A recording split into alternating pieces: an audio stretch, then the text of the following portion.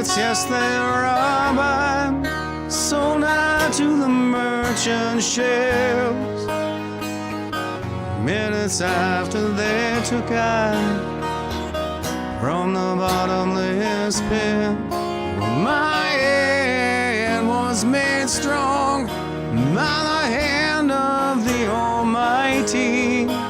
We forward in this generation triumphantly.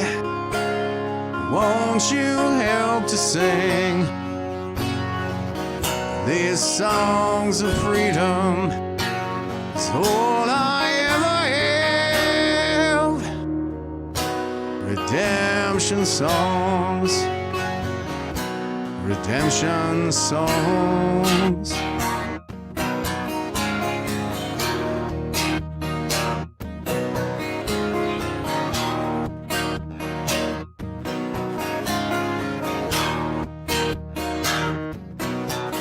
Emancipate yourselves from mental slavery. None but ourselves can free our minds. Oh, have no fear for atomic energy, 'cause none of them can stop the time. How long shall they kill our prophets while we stand aside and look? Some say it's just a part of it.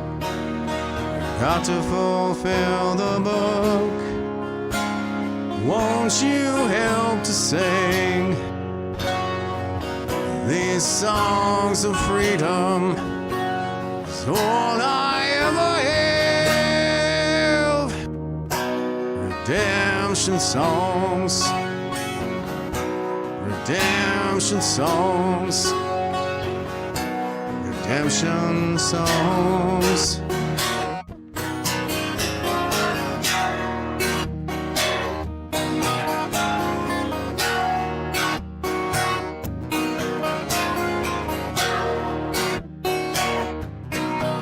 Emancipate yourselves from mental slavery.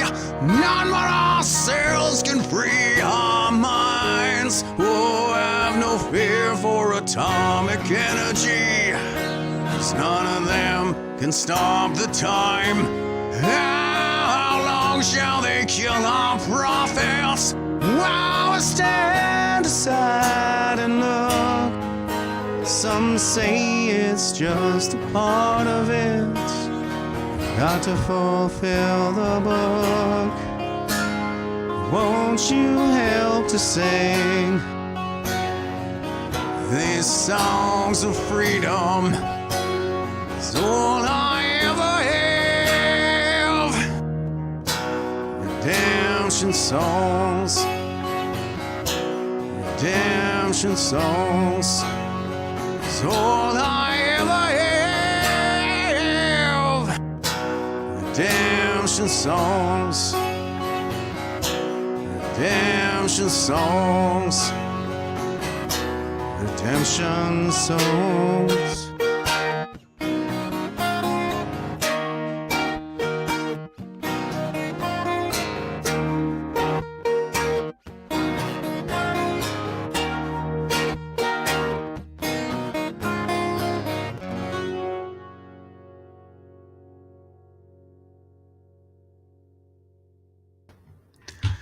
Hey, what's up, troops? This is Jeff Evely, Ops Sgt-Maj with Veterans for Freedom, back with you now on this 28th day of April 2023. And I have back with me tonight the regular contributor to the Veterans for Freedom podcast and PPC candidate for West Nova Scotia, and Scott Spidle.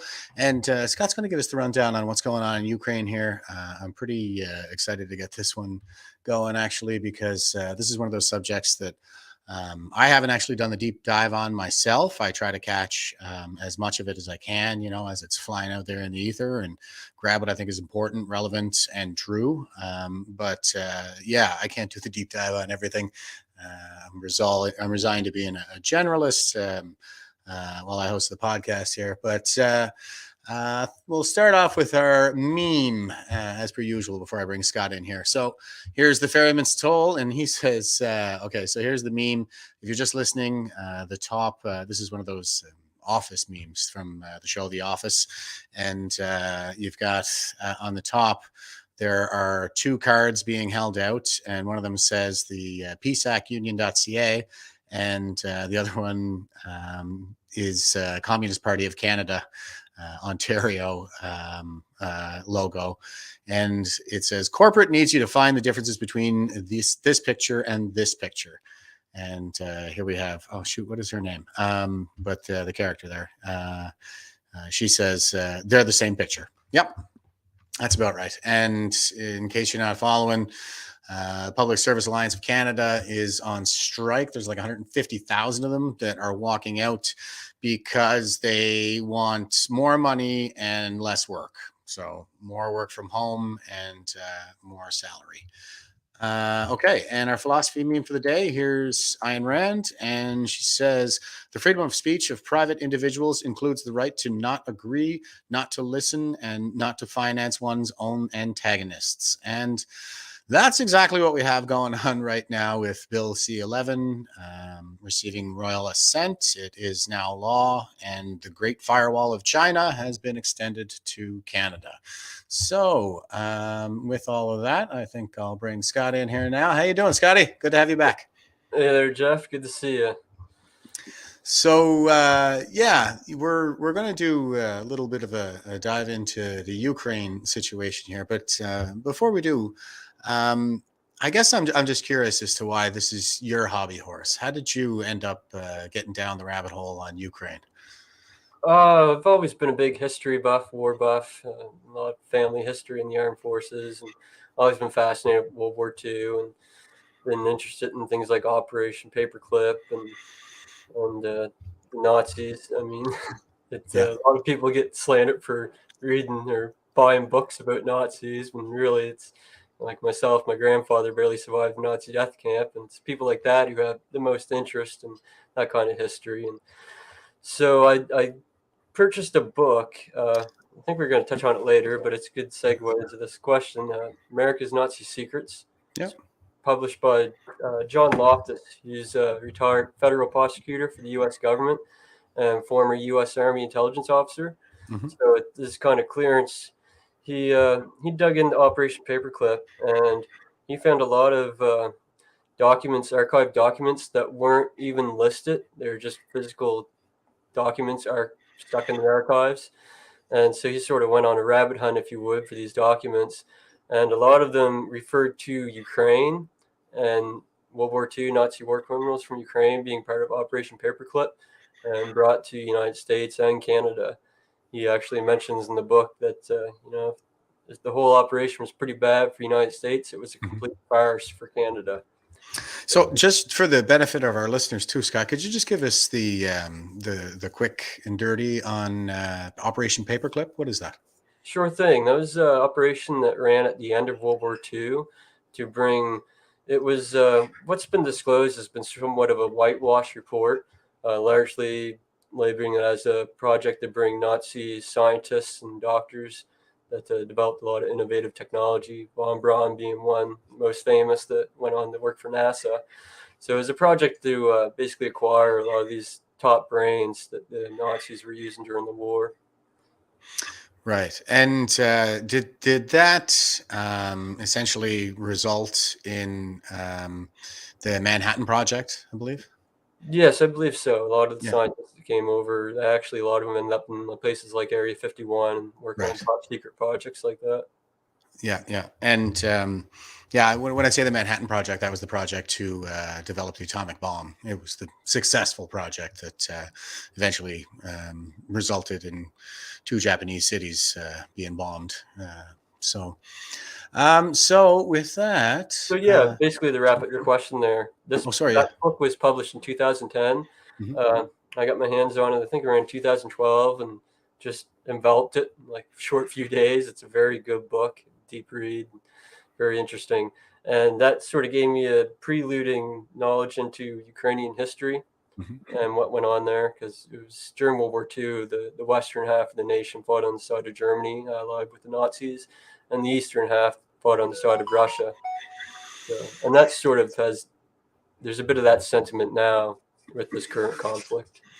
Right. There's a little bit of residual tensions historically, or because of that history, and it's kind of like it's analogous to what's happening with the Israeli-Palestinian conflict too. I mean, not analogous, not a perfect analogy, but yeah, the Palestinian population would have fought on the side of the Nazis, and the Jewish population would have fought on the side of the Allies. So there's, I don't think that it rises to that level of tensions, but it's kind of in that ballpark, huh? Yeah, you could sort of make some relations there. I think so, and especially during World War II, the Muslim Brotherhood was actually allied with the Nazis. Mm-hmm. Yes, sir. Okay, so we'll start us off with the map of the region here, and here's Kiev right here at the star in the center. Do you want to just go ahead and walk us through what we're looking at here, Scott? Sure thing. This is a map, color indicated map, showing the language regions within Ukraine, and you can see the eastern portion, southeastern portion, is very heavily Russian-speaking population, and so that pretty much draws the lines of the current conflict. And also, as in 2014, when the government was overthrown, it was largely the eastern portion of the nation that resisted and did not support the coup, and at that point looked towards separating. And you can see there Crimea, it's very heavily Russian speaking.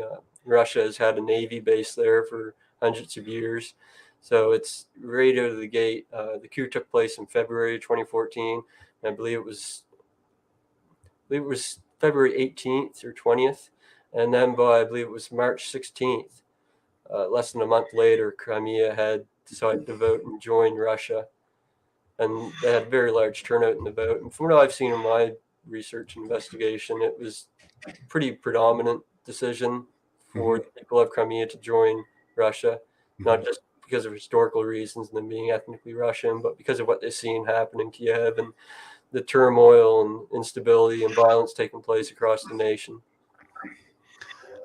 So you mentioned the coup, that's 2014, and so do you want to give us the highlights on that? What happened in the coup? There's a lot to unwrap with the coup. We have talked about it here before, so you can use the big words. Just to start off, I guess would be a good jumping point would be the fact that the general population felt that there was corruption within their federal government. I mean, you could say that about any country you live in today and the world we live in. So there was that's the point of, not all of them are extremists. Some of them had legitimate concerns with their government, and things escalated from rallies in the streets to things becoming violent, clashes with between police and protesters. And as those situations escalated into violence, snipers began shooting both police and protesters. And with further investigations, actually, I haven't sent it to you. Maybe send it to you afterwards. You can link it in the video description. But sure. There's a number of them, but there's one particular good study out of the University of Ottawa School of Political Studies that documents very well with evidence and witness testimonies, including autopsy reports and ballistic reports, proving that there was the same snipers shooting both the police and protesters. And they were shooting from hotel rooms and also atop a bank in the Maidan Square. And in this report, it documents how the hotel rooms that the snipers were shooting from were actually booked by Svoboda Party officials. And if you'd like to jump to the next video, it'd be good spot to segue into that, I believe, the one with the glorification, the reburial.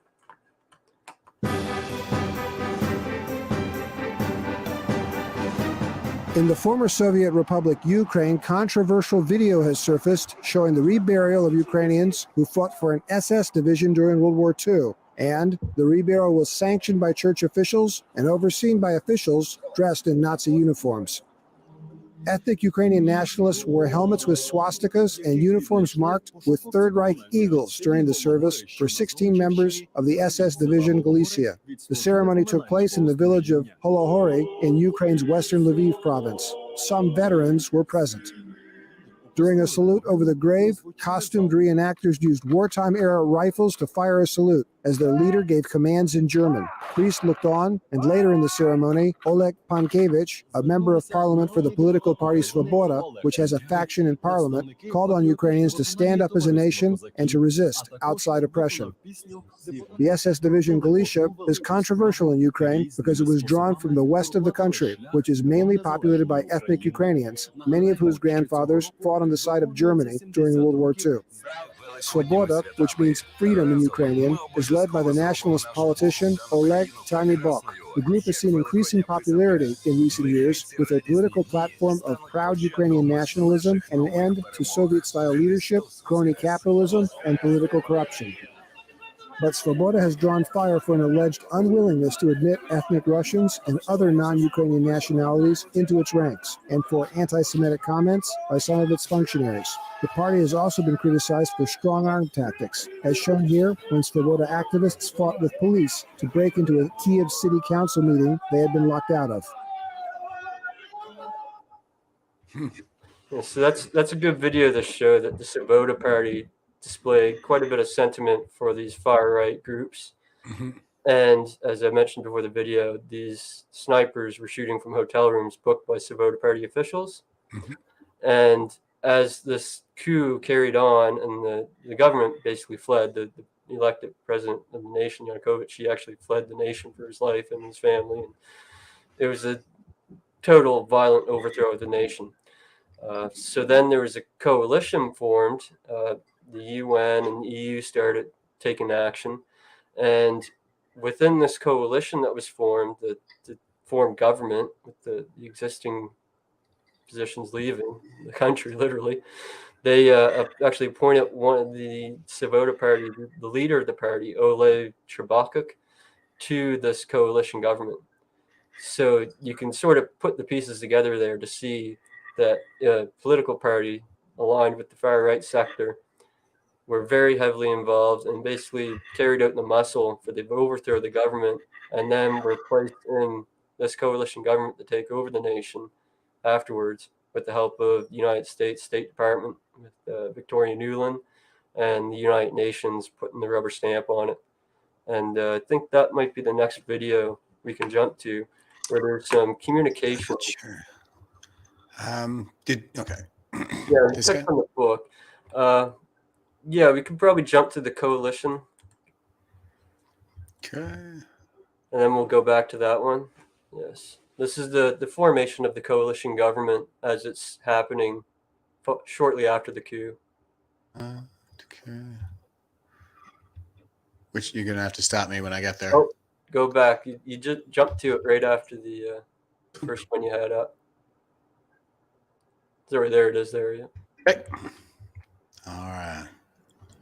Yeah.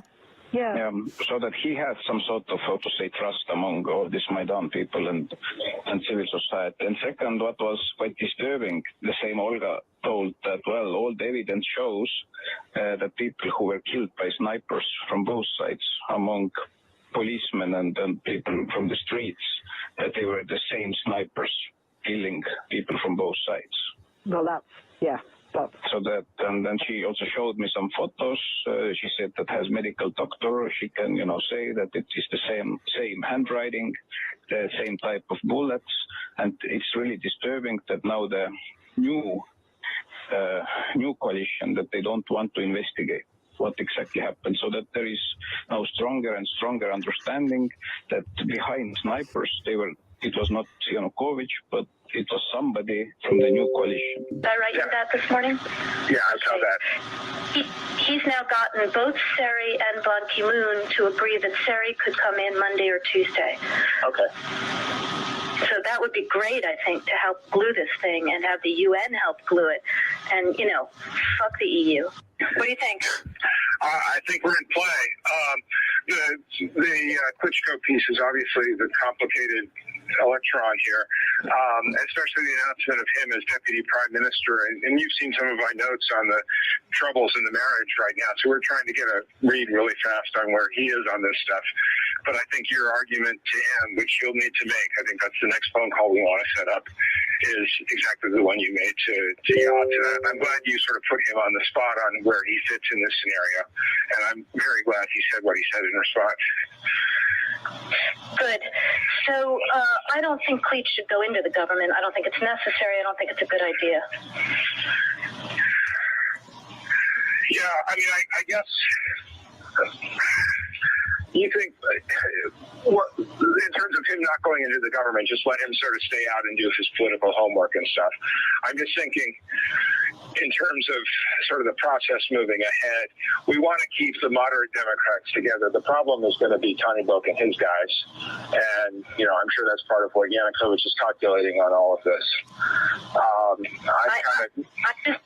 I think Yats is the guy who's got the economic experience, the governing experience. He's the guy, what he needs is Cleach and Tony Book on the outside. He needs to be talking to them 4 times a week. I just think Cleach going in, he's going to be at that level working for Yatsenyuk. It's just not going to work. Yeah, no, I think that's right. Okay.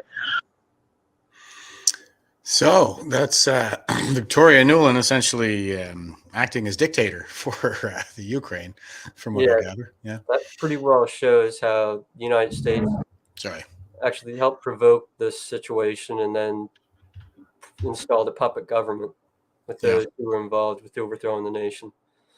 And you can see there that the European Union and the Estonian foreign minister chief, they were well aware of what had actually happened. And it looks like they did not want to go along or rubber stamp this whole operation. And you can hear Victoria Nuland then saying, screw the EU, we'll have the UN back us. So it's quite damning communications there showing that, high political leadership were well aware in Europe about what had actually taken place and how the government was then installed with these very shady characters. Right. By any means necessary, from the sounds of it. Exactly. And you can see the next video you almost jumped to before that one we'll touch on next and discuss, because they talk about how Russia has not been provoked in this whole conflict. And this video here is quite damning to refute that claim. And this is going on before and after the coup that took place in Kiev. Okay. And with this sentiment towards the East and West, the division, like we show with the map and the historical references in terms of World War II, you can see how the animosity could be quite extreme. And it's displayed quite well here in this brief video.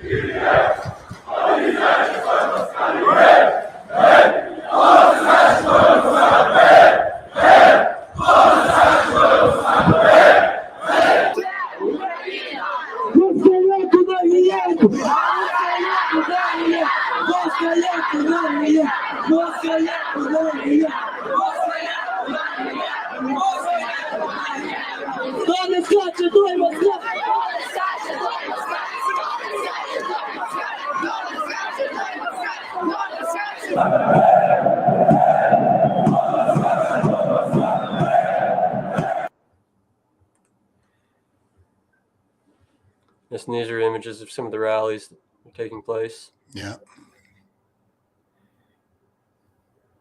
And a lot of these rallies had people dressed up in the old Nazi uniforms. Mm-hmm.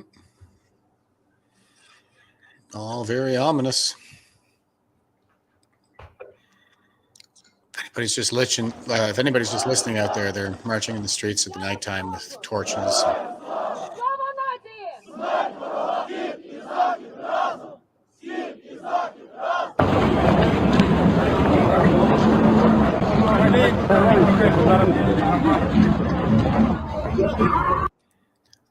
And that is a swastika they're carrying there.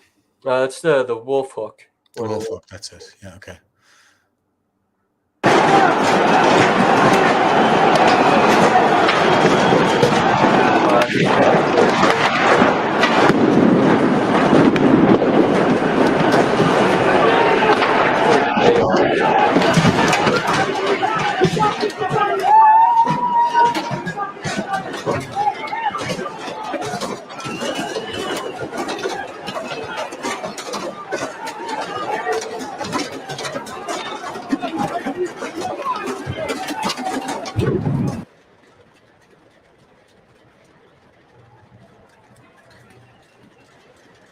Wow.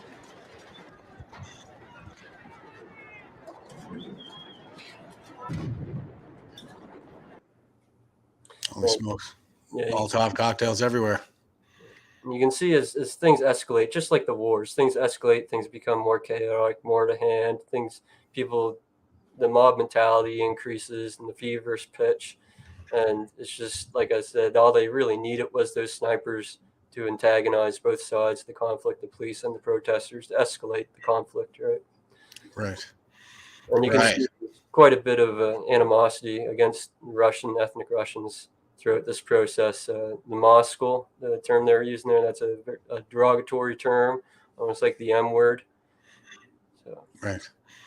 Yeah, and it seems, I think, very alien, very foreign to a lot of Westerners, this idea that two different white tribes could be going to war with one another in an attempt to carry out an ethnic cleansing. But that does kind of seem to be the territory that we find ourselves in, is it not? Oh, absolutely. And there's a number of massacres that also took place. Some of them have been well documented, some haven't. But there was one that took place in Odessa. We have a brief video there about it to show. And there was, of course, as the coup took place, many people who didn't agree with it sort of, started protesting against it at city union buildings and so on. And this is what happened in Odessa. A number of people who opposed the violent coup that took place in Kiev started to demonstrate at the Odessa trade union building. And then, as a result, the far right sector supporters of the coup assaulted them and kettled them into the building, lighting it on fire, and then shooting at them if they were trying to get air from outside the windows, or some of them were jumping out of second or third story buildings and being stabbed when they were beaten to death once they landed to the ground. And this report was initially published and done right afterwards, and it lists, I believe, 40 deaths. But since then, the accurate number, I believe, is around 80. Some say it was over 100, but I think 80 is a pretty accurate number in terms of the number of people killed in this one incident. Okay, here we go.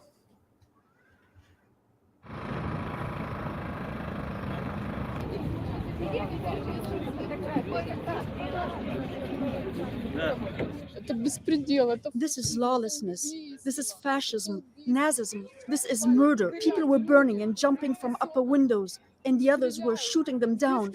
And the crowd was chanting, "Glory to Ukraine! Glory to the heroes!" What's going on? How can this be? These are ordinary local citizens of Odessa. The media lies. They say they were Russian terrorists, but they were simple people of Odessa. So now, considering how things are going, if someone gives a different opinion, he'll be killed. It was all provoked, and everything that happened here was planned before. Когда я слышу от политиков, говорят, что нужно I hear politicians say we have to write a new page to be united. But how can we forget what happened? It's impossible to start a new page. It's impossible. Понимаете, это невозможно.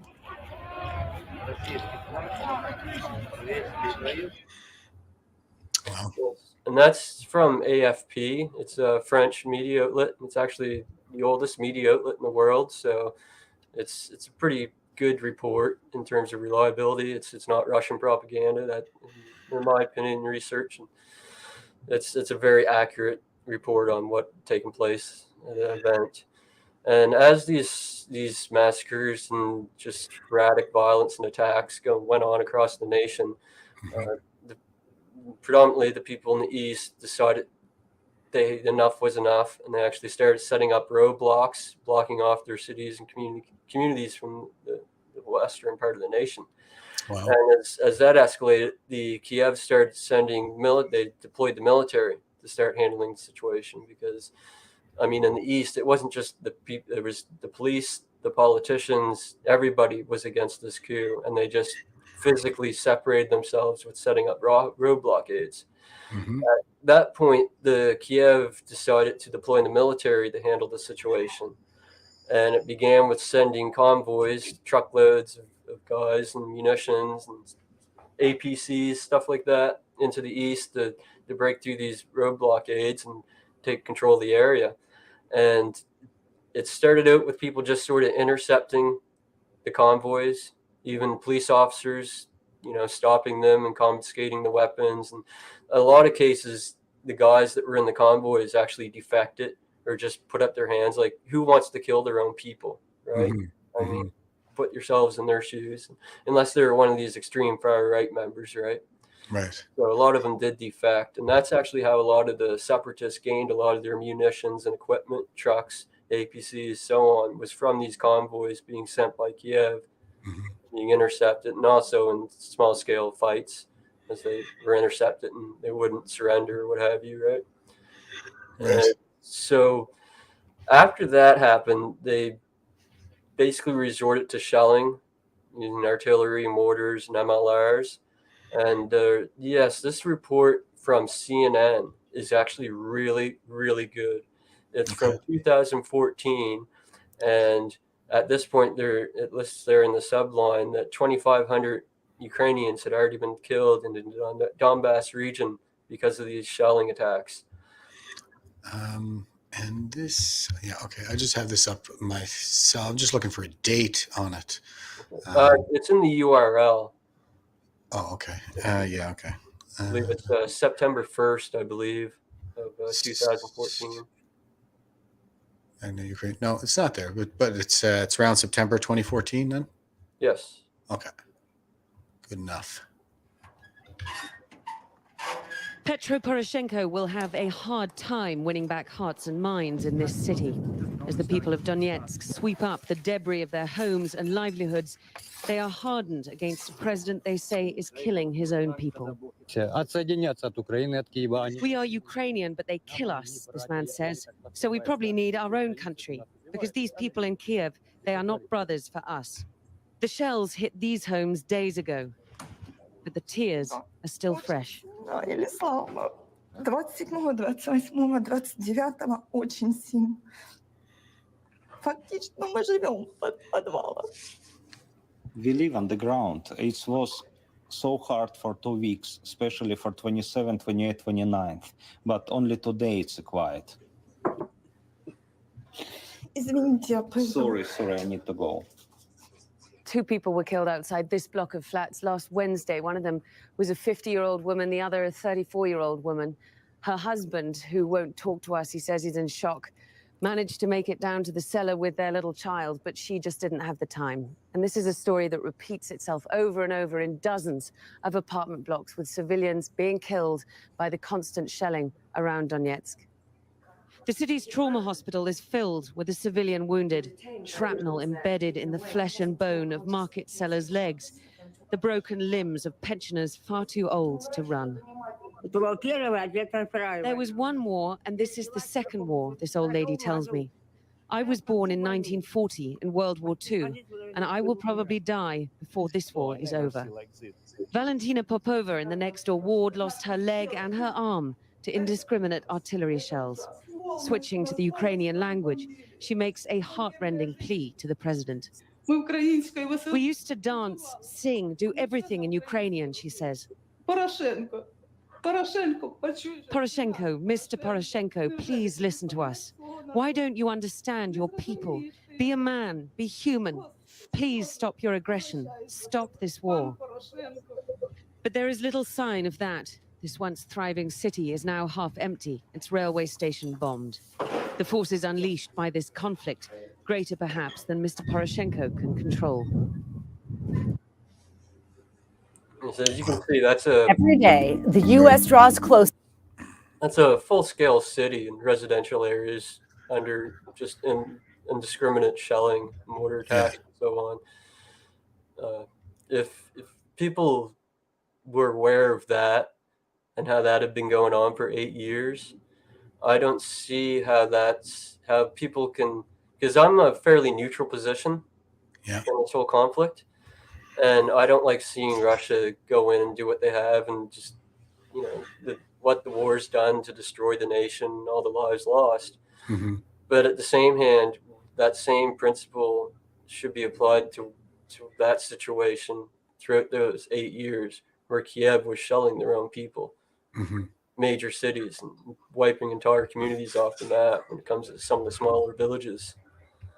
And also this is an image of a World War II memorial in the Donbass region that was destroyed by shelling in 2014. Yeah. For those of you just listening, there's a side-by-side image here. There's a monument, World War II, looks a bit like an obelisk for 2013. That's the date on it. And then in 2014, you can see the obelisk is toppled, and that monument is now a pile of rubble. So yeah, I mean, they had been shelling the Donbass for quite a while, I think, before the Russian invasion, had they not? Yeah, so like I say, the shelling started in 2014, not too long after the coup, relatively. Okay. And that went on, I wouldn't say on a daily basis per community, but it was day after day for certain areas. Mm-hmm. And it was more or less constant shelling for 8 years. And Marion is saying, why does Canada support this war, knowing everything we know, with certain ministers really pushing for more support? Thoughts? Yeah, that's a big problem. Every single one of our political parties are pushing for this war, mm-hmm. and our so-called opposition is saying Trudeau and the Liberals are being too weak. So yeah, they sure want this war.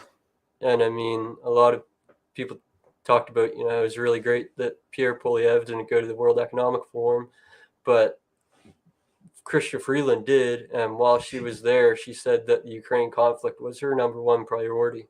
Mm-hmm. So, and George Soros didn't go to the WF conference this year either. So, yeah, I saw that, and Klaus Schwab, I don't think showed up, if I'm not mistaken. But yeah, so hopefully they're starting to quiver a little bit. They're starting to get a little nervous. People are paying a lot of attention, and there's a lot of noise being made about this. So I think we can probably count on their spinelessness at some point. So hopefully they're kind of backing away. There's also a certain degree of not being necessary to be involved. For example, the Bilderberg Group, very similar in nature to the World Economic Forum. The WEF is basically a financial arm of the Bilderberg Group. Klaus was on the steering committee of the Bilderberg Group, and that group, the Bilderberg Group, they have a lot of people that are sent as representatives on behalf of others that are more powerful and better things to do on their hands, and basically send their servants to do their work, right? So there's a lot of that happens with the World Economic Forum. And someone, especially like George Soros, he's already big and old in his britches where he doesn't have to go in person and do a lot of these things. He'll just send his errand boys, so to speak. Mm-hmm. Yeah, for sure. And I guess in terms of why do our ministers support this war? Well, I think there are a lot of reasons. It's a confluence of factors. And on our side, it's big money. So there's going to be a lot of arms deals taking place. It's big money for all of the major defense contractors like Raytheon. And so the military industrial complex stands to benefit immensely on our side from this war. But then it becomes a question of like, why Ukraine and not Taiwan, I think, because Taiwan, in my view, is the real target in all this war. And so, as I have said before, I'll say it again. I mean, if I'm not mistaken, that's a Manchurian candidate in the White House right now. We know the Chinese have been interfering in our elections going back to 2015. You really think they didn't have anything to do with the most popular president in history by number of votes being swept in on the under the shady conditions of more mail-in ballots, than well, there are just tens of thousands of them showing up in the middle of the night. So yeah, I think it stands to benefit China as they rise, as they are now, outcompeting the US dollar in Asia with the yuan. I think it stands to benefit them that the West spend all its blood and treasure in Ukraine while they just recapture Taiwan, or well, in their view, it's a recapture. And then they've got control over 80% of the world's chip manufacturing and 80% of the world's shipping, because the shipping lanes through the Strait of Taiwan carry about 80% of the freight. So they'll have the world's economy by the jugular, and we'll be taking orders from them. Yeah, we sort of briefly chatted about that before the podcast. Yeah. And in terms of, we were just speaking about World Economic Forum and Klaus has stated, and it's sort of basically seems to be the globalist and World Economic Forum goal is to have the Chinese model of governance and control go global. It's they really like that model. And in the same way that they've decimated our economy through COVID, they've decimated our financial standing and the financial global market in terms of what you're just speaking to. And that's going to basically bring us to our knees, to where the Chinese system will be the solution. And they'll have people to the point where they're begging for people who have just said the most horrible things and been vehemently opposed to universal basic income. They'll be begging for it. Yeah. That's where they want to bring us. Right? And they'll be able to bring in the system. And they have BRICS ready to go too. Like, they're going to form their own currency from the looks of things. And even France is kind of eyeing them up, like, yeah, we might be interested in this too. So I think that they're going to attack the currency. They've already started dumping all of the U.S. Treasury bonds that they've been stockpiling for years, and now they're stockpiling gold. So once they dump those Treasury bonds, then the U.S. dollar is going to take a hit, and those of us who are tied to the U.S. dollar are going to be begging for BRICS and the stability that it brings. And I think that is what's happening in a lot of the third world too. It's not just those nations, Brazil, Russia, India, China, and South Africa, that are signing on to it. I mean, Saudi Arabia is now moving in that direction, and it's pretty much game over, I think, if Saudi Arabia goes with them, because the whole U.S. petrodollar is tied to that.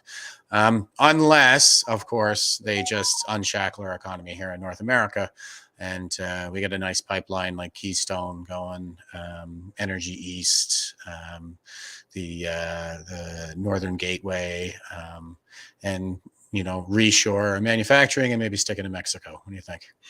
No, it's all possible. We talked before the podcast there about the potential and that our nation has in terms of the resources we have, and also in terms of this Ukraine situation. We should have been the ones calling for peace, taking a neutral position, and we now see just the other day Xi Jinping had a phone call with Zelensky, and he's moving in now. Looks like he's going to be sending some mats into Kiev and starting negotiations, and that's just going to bring them probably into that global sphere where that should have been our window of opportunity to do that and benefit ourselves and the globe in that way. Yeah, and it wasn't that long ago, like just after the wall came down in the 90s, that Russia was actually asking to join NATO. And we did have them on the G8 that's gone back to being the G7 now. And, I mean, for all his faults, I think that Trump saw the big picture and he was like, well, wait a minute. You have the world's largest gas supply sitting right next to the world's largest population with two of the most powerful militaries, nuclear nations, adversarial to the United States right next to one another. And they don't like each other. Let's make sure that we keep it that way, right? And maybe start drawing Russia into our orbit a little bit more. But with the war in Ukraine, it just drives that Russian bear into the 10,000 talons of that Chinese dragon, and they're building the pipeline. I mean, they're building the military alliances. It's really happening, and historically they've been adversarial. So these geopolitical floods are going to be disastrous, I think. For the West, for our way of life, absolutely. Yeah, absolutely. All right. So this is Poroshenko, right? You want to cue this up for us here, Scott? This is President Poroshenko. He was the one who was appointed president in the coalition government. And this is a speech he gave in Odessa, where that video we recently watched about the massacre at the trade union building took place. And what he says here is pretty extreme. And it's just a quick, brief clip. So I believe it repeats twice and then goes to a little clip from the Ukrainian parliament and then him being welcomed by Harper in our parliament. Тому що у нас робота буде, у них немає. У нас пенсії будуть, у них немає. У нас піклування під дітей, під людей, під пенсіонерів, під дітей буде, у них немає. У нас діти підуть до школи, до дитячих садків, у них вони будуть сидіти в підвалах. Бо вони нічого не вміють робити. І так, і саме так ми виграємо цю війну. Тому що у нас робота буде, у них немає. У нас пенсії будуть, у них немає. So he's saying we will have our pensions and they will not. We will care for children, for people and retirees. They will not. Our children will go to schools and kindergartens. Theirs will hole up in the basements because they are not able to do a thing. This is exactly how we will win this war. Знає і вміє захищати народ і державу. Oh, somebody's yelling at him, an army that kills our kids. He was saying something about the army and came back with an army that kills our kids. And here we are in our parliament. Stephen Harper. Yeah, so it's a pretty brutal thing for a president to say about supposedly his own people. Mm-hmm. And it displays the... well, they even say it themselves, their view of the ethnic Russian people in their nation are subhuman, very much in the same sentiment that the Nazis viewed Jews. So that's Progressives view the unvaccinated. Well, exactly. And that's why he says they're not capable of anything because they're subhuman. And like he says in that speech, when that took place, they cut off their pensions. They cut off either through levers and actions, but also physically through shelling. They cut off oil supplies, gas, water, electricity. So all these things that they say Putin should be held up for war crimes of, they had been doing to their own people. Mm-hmm. So there's a lot of double standards there and a lot of information that people are not aware of. Mm-hmm. Yeah, I'm getting I think we're getting a flavor for that here tonight. And yeah, what I've seen on Putin's end, and again, I'm just trying to grab all the the wave tops that are flying out there and get the general idea. But really, like the Red Army, I don't think would have much trouble driving right into Kiev. to be frank. And it seems like when he says they're conducting special forces operations for denazification of the region, the movements, like the troop movements and everything that he's done, kind of seems to be in line with that. Yeah, I mean, it seems to be the case that he's engaged in a genuine effort to protect ethnically Russian people. And that's not to say that the Russians haven't even engaged in any war crimes, because I believe they have. But yeah, from the geopolitical standpoint, it seems to be two tribes squabbling over the same indigenous territory their ancestors did since time immemorial. No, that's essentially exactly it. From what I can tell, Putin is doing exactly what he said he was going to do. Mhm. Nothing more, nothing less.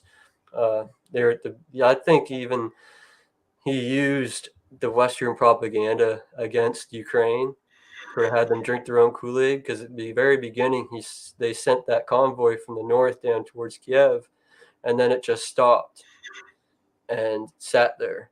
And I think that was a major tactic that they used to divert Ukrainian armed forces away from the Donbass region, to alleviate the resistance in that area, so that it would make it a lot more capable for them to carry out their operation.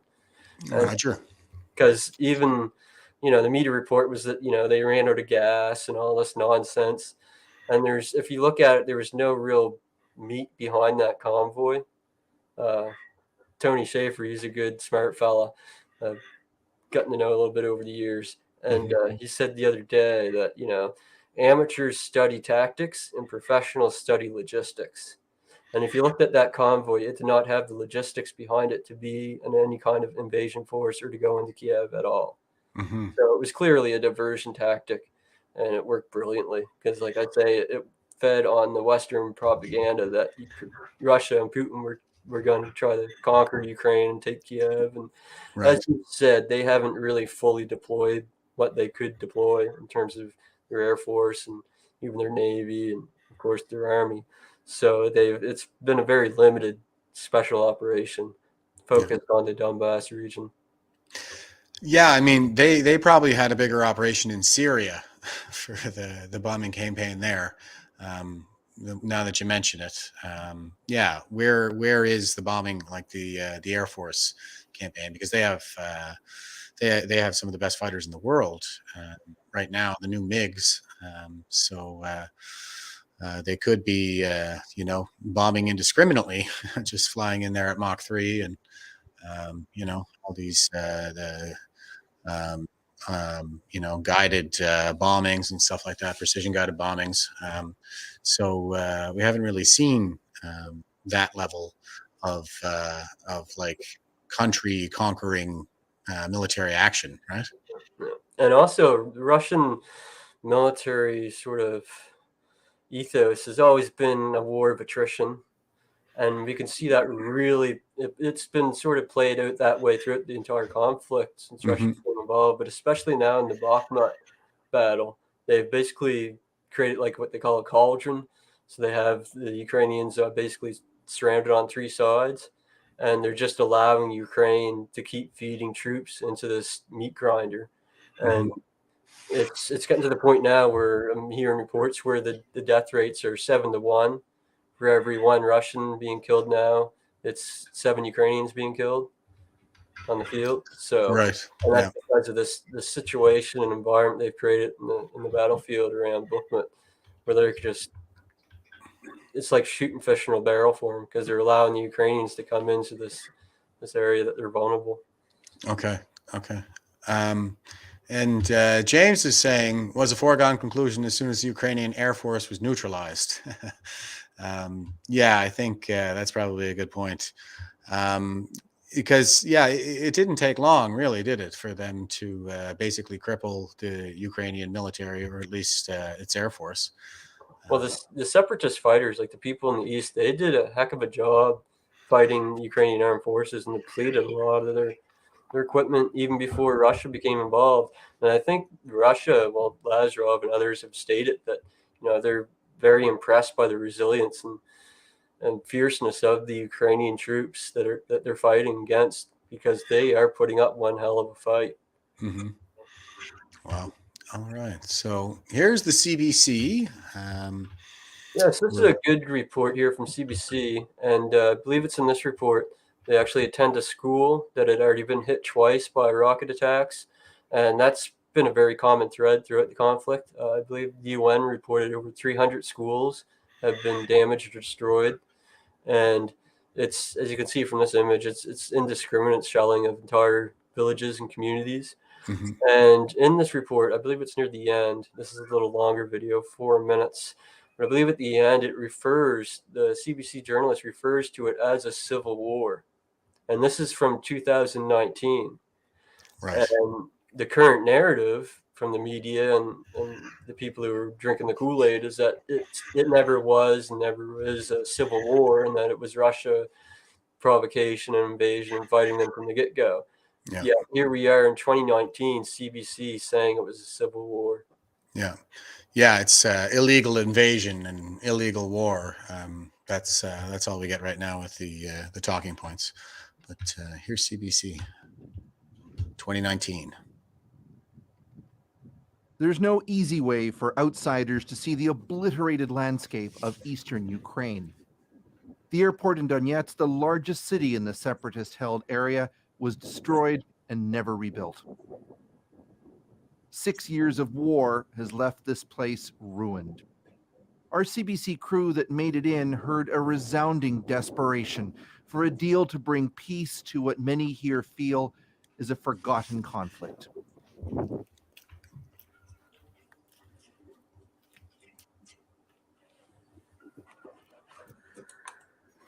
We met a group of older women living a miserable existence underground in a former Soviet-era bunker near Donetsk.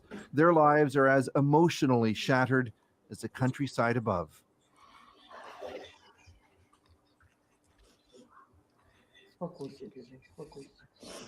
Ну, я хочу, чтобы уже мир был, чтобы мы уже вышли отсюда, чтобы уже и люди жили, чтобы дети были нормально, чтобы в школу ходили, чтобы все было хорошо. There's no heat, but at least there's running water and electricity, and they're safe from the shelling and the snipers. 5 лет, 6-й год идет война. Отечественная шла 4 года. А это что такое? For those just listening, she's saying it's been 6 years of war already. Что это за... Я не понимаю. Мы не понимаем. Everyone down here is united in survival, but they're divided on the future of this territory. Донецк все равно же принадлежит Украине. Как был украинский, так, говорят, еще, говорят, остался. В России так такого нету. В Россию пошел.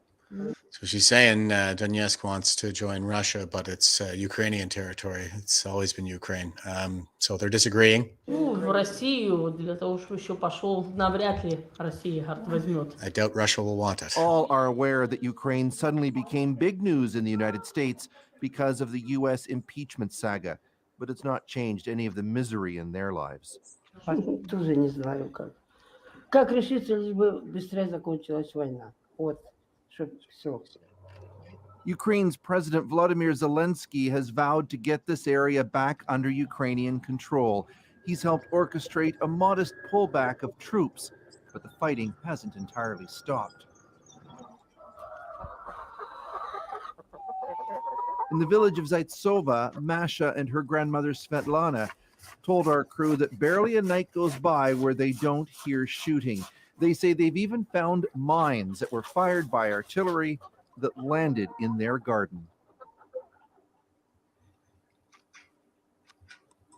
I try not to go into the garden much because we can't predict when there will be gunfire or not. Svetlana told us she feels her home is a disposable pawn in a bigger fight between Russia and the West.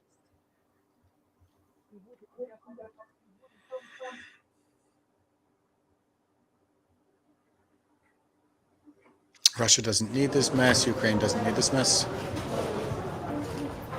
Masha let our crew come with her to school, which has been hit by shells twice and rebuilt. These 10 and 11-year-olds have lived with war for as long as they can remember.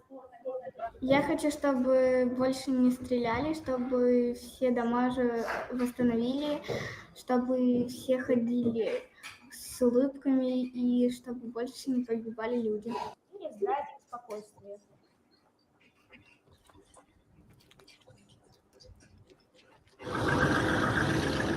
Eastern Ukraine is more than the front line of a civil war. It's at the epicenter of a battle for global influence between the West and Russia, with exhausted, desperate innocents feeling that both sides have abandoned them. Chris Brown, CBC News, Moscow. It's a particularly interesting comment that he finished off with there. Yeah, so you can see in that report the sentiment within the people in eastern Ukraine during that 8 years.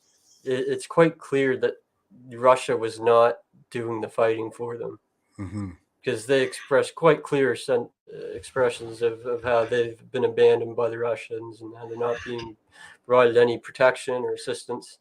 And also, a lot of people, especially during the previous 8 years before Russia invaded, a lot of the people in eastern Ukraine didn't actually want to join Russia. They wanted to create their own independent state called Novorossiya. So there's different degrees and levels of interpretation of the situation and where people stood. And they also mentioned how Ukraine had come to the attention of Western media because of the impeachment scandal in the United States. And that particular impeachment scandal was over the perfect phone call between Donald Trump and Zelensky at that time. So it seemed like, as he was asking Zelensky, he was basically trying to find out what the Bidens were up to there, because of course Joe Biden's bag boy there, Hunter, crack addicted son, with the position on the board in Burisma, the gas giant there in Ukraine, raking in, $500,000 a month or something like that. And he's got all kinds of compromat on his laptop. So obviously he's a prime target for blackmail. Probably not a very scrupulous man, and willing to be bribed as well. And there's all the emails in there about, 50% for the big guy, that meaning Joe Biden. Joe Biden bringing Hunter on Air Force Two to travel to China to meet with an oligarch there. So they appear to have been laundering money through Ukraine, and there may have been some arms dealing going on there as well. And it looks like Donald Trump probably stumbled on all of this. And this was the same, like Hillary Clinton wanted war with Russia. She was running on that in 2016, even after the Joint Chiefs explicitly said that imposing a no-fly zone over Syria would require the United States to go to war with Russia and Syria. She still got out there on the campaign and said that she will impose a no-fly zone over Syria. Translation: we will go to she will drive us to World War III. So it seems like they're kind of getting in there to settle their old score and make some money in the process. And well, yeah, I mean, it's effectively balkanizing the country. So it's a real shame to see that that country being caught between those two major powers like that, I guess. Yeah, absolutely. And there's so much corruption going on in Ukraine, like you referenced with Hunter Biden and Brzezinski. And that's a lot of Ukrainians, like they said in that report, they see it as a conflict between global powers of the West and Russia. Yeah. So they a lot of, they're not stupid. They know what's going on. And I think we really need the people in the West to understand how this conflict started and realize that Russia was provoked quite a bit, and they did hold off for a long time, 8 years. I mean, this is one of the longest wars in history, really, if you look at it. And when you say Russia was provoked, I don't think you mean like a direct provocation, but they were provoked by the attempt to ethnically cleanse Russians from the Donbass region, something like that? Well, that along with the added threat of this conflict right on their border, right? And Kiev and a lot of people in Ukraine, the eastern portion, especially the far right sector, they express and have since the coup in 2014 a desire to push through Donbass into Russia. And we hear now about talks about removing Putin from Russia. So that's really a deep sentiment for a lot of people that are involved in this conflict. Yeah, I heard Joe Biden say regime change in Russia, and that is madness. You can't defeat a guy who has however many thousands of nukes it is. That's the whole point. That's why he has the nukes. It's so he can't be beaten. So all you can do is basically contain and mitigate when you're dealing with something like that. And Ken is asking, what about the depleted uranium? You know anything about that one there, Scotty? Yeah, the UK just confirmed there, I believe it was yesterday or day before, that they've sent and using depleted uranium shells in eastern Ukraine. So apparently Kiev, they want Donbass to be part of Ukraine, but they're happy to contaminate it with depleted uranium, their own land. That's how insane it's gotten. And I think that's probably part and parcel as a result of the lack of munitions. And that they're running out of munitions and resorting to using this kind. Good Lord, by any means necessary, without regard for human life. It's incredible. Well, they're getting really desperate. I think we mentioned at the end of the last podcast we briefly spoke about Ukraine and the fact that they're running out of munitions, and it looks like by this summer they're going to pretty well plumb run out, no matter how much the West tries to give them. Right. And that's kind of good news, but at the same time, it's kind of scary because they'll resort to something else, being in a desperate position like that, like using depleted uranium shells. And my biggest concern right now, in terms of this somehow escalating into a curveball, because they're on the back foot now, and I hate to say it, but I'd almost predict or foresee a second front opening up with Georgia. There's a bit of a bad blood history there already, and there's a bit of a shakeup the other month in Georgia that almost triggered quite the conflict. And I could see them doing something like that to start up a whole new escalation, a new angle, if you would, that would they'd be able to blow up in the media and drive up support, and even possibly bring in troops on the ground from the West to fight the Russians on that front. And that would put a lot added stress on Russian armed forces, where they'd be weaker in Ukraine because of it. Right? So when you say opening up a front, you mean Russia would open up a front with Georgia? Well, the other way around. Okay.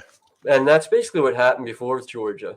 They claimed that Russia had invaded Georgia, but really it was more of a case of where Georgia gave Russia a bloody nose and then they smacked them back kind of deal. And that's what I mean by contrived conflict or provocation, right? That we'd be looking at happening. And another indicator that makes me concerned about that happening is the fact that Tucker Carlson was just gone from Fox. And when you see something like that happen, it makes you think that, okay, something stupid's about to happen, and they need the mainstream media to all be in a line to go along with the narrative. Right. Because there's nothing really big that Tucker has done in that past week that would cause a separation. Like, I mean, he says a lot of stuff that is not in the mainstream media, and it's hard to believe they'd allow him to say on TV. But that's been that way for a while now. Yeah. So what changed, right? I mean, I did a little segment on him here when it first happened. And the rumor, now, I was speculating that it had a lot to do with some comments that he made in the last few weeks on a couple of different podcasts regarding this awakening that he's gone through, that he realizes he's part of the control apparatus, that the mainstream media is part of the control apparatus. But it's hard to say, like in these agreements, they probably have terms that he's not allowed to say whether he was fired or whether he left. But he also said on Dave Rubin's podcast there way back when that he admired Dave. He was jealous of Dave because of the level of control that he had, whereas he doesn't have that level of control in the corporate media. And also there was some speculation around Rupert Murdoch that it came right from him, because and I don't know about this. It could be true, but apparently Tucker Carlson evangelized Rupert Murdoch's wife, and so now she reads from the Book of Exodus at the dinner table and stuff like that. And it's got Rupert super pissed, and I think he separated from this wife and fired Tucker. That seems to be what's happening. Yeah, I've heard that rumor, and you'd be surprised, but I hope that's all it is. That's kind of wish thinking, maybe on my part. And what you're saying right now, I mean, if there is something they need him out of the way for, it would be for opening up a new front in the war. And that's really their only option right now that I can see. Like, they're failing every which way. This counteroffensive isn't happening. Russia keeps advancing. It looks like they're going to complete their objective, and they can't allow that to happen. And so, like you said, a little bit of provocation from Georgia, and Russia retaliates, and Western media will be it'll feed right into the Western media's narrative of, if we let them get away with it here, then they're going to continue to press west through Georgia, because I've heard this out in the media too, like, we need to stop them here. There's a lot of what some of the United States Congress is saying right now. Lindsey Graham was out there saying, that if we don't stop them here in Ukraine, if we don't defeat Russia, and like, I think he even said regime change too, if I'm not mistaken. They're just going to keep pushing. They'll push through Georgia, they'll go to Poland, and we'll be right back to the Soviet Union. And I just find that to be like outrageous, really, at this point, that's even possible. It is absurd, but like you said, it also falls right into that narrative that they could create out of creating a new conflict with Georgia, is that it would fall right into that idea that's being pushed, that Russia's trying to keep pushing further east into Europe. And like I said, that would also, with that kind of narrative and event taking place, that would draw, if the media did their job, so to speak, it would drive a lot more public sentiment to support the effort in terms of sending armed forces and even boots on the ground to fight back. If we had any boots to give them, Catherine Christensen speculated that we're down to about 40,000 reg force. We should be at about 100,000. Well, that's always been mandate since the 90s. And really, I mean, I think it should be much bigger than that, frankly, because even I've been there when it was 100,000, and it's still, not enough to run like a functional military. But yeah, I mean, so I'll go back to, I guess, what I said about this maybe having being some element of the art of war being inflicted on us by the Chinese, where we spend all our blood and treasure, and we've basically disarmed ourselves here in Canada in particular. Like, we don't have any military equipment left. We send it all over there, and we wouldn't have any troops to operate it anyway. So anyway, we're left in a very vulnerable position over here. Invasion of the North American continent, I don't think, is anything that any Eastern military really wants to try, quite frankly. But it does mean that we're not going to be in a position to do anything about an invasion of Taiwan. That's kind of what I'm thinking. Any thoughts on that there, Scott? No, I totally agree. I don't see there being very much likelihood of a physical invasion of North America. Especially with how they've basically invaded internally to such a degree. It's not so much necessary. And yeah, our armed forces are so depleted, it's not funny. And like you said, the numbers, it's atrocious. And that also plays into, our culture and ethos, right? Our what ethos? I'm sorry? Our ethos and our culture of our nation. Canada's been a nation that's always revered our veterans, especially World War I and World War II. Mm-hmm. Vimy Ridge was a very special time in history in the creation of our nation, and that was really when we sort of came into our fold and became recognized as a serious nation on the globe. And we've totally lost that. Yeah, we have. I would say that Vimy Ridge, as you said, was a very galvanizing moment for Canada, because we're such a huge country, and we have settlers from multiple European countries scattered all across the place, English and French living together. Like, we fought a war for over 100 years in the old world. And of course, there are indigenous populations all over the place. So it's never really been an overly coherent country, especially for the size of it and the small population. But I can't remember the quote now, but it was something to the effect of, they went up the hill, Saskatchewan and Upper Canadian and Atlantic Canadian and a this and a that, and they came down Canadians. So it was a very galvanizing moment for us as a country. And over on Rumble here, I gotta jump over here every stream now. I gotta get used to this.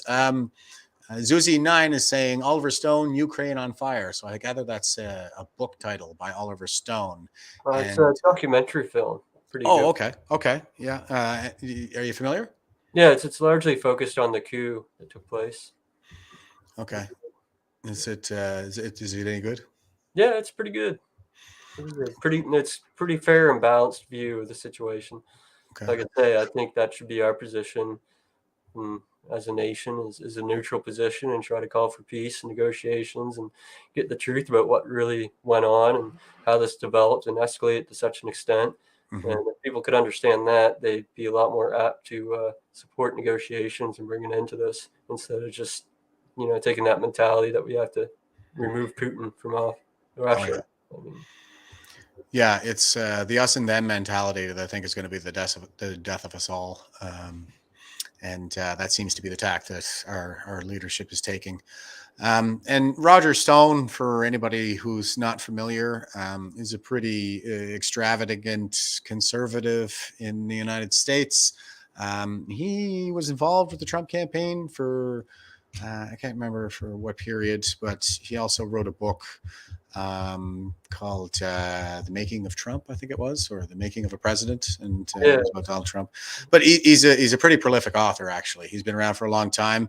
His entire back is tattooed in the likeness of Richard Nixon. Yes, Richard Nixon's face that takes up his entire back. So yeah, he's a bit extravagant. And what was it for? I can't even remember now, but the FBI raided his home and, basically took him prisoner and railroaded him General Flynn style for making them look bad or supporting Donald Trump. I can't even remember what the excuse was on that one. But he's a good author, a really sharp guy, and on the right side of this whole thing. So check him out. That's the documentary you're referring to. That's from Oliver Stone, not Roger Stone. Oh, yeah, okay. It says it's Oliver Stone, and I thought Roger Stone. Okay, disregard, folks. Disregard. So I'm thinking, I'm in my politics brain here. So when I hear a name, I think of political figures. But yeah, he's a big pundit. Roger is. Roger's a big pundit. Okay, but Oliver Stone is a movie guy. Yeah, he's produced a lot of big movies over the years. Yeah, big time. All right. Well, with that flub, I think maybe it's probably time for me to call it a night, folks. But Scott, brother, thanks for coming back on here, man. It's always a pleasure having you around.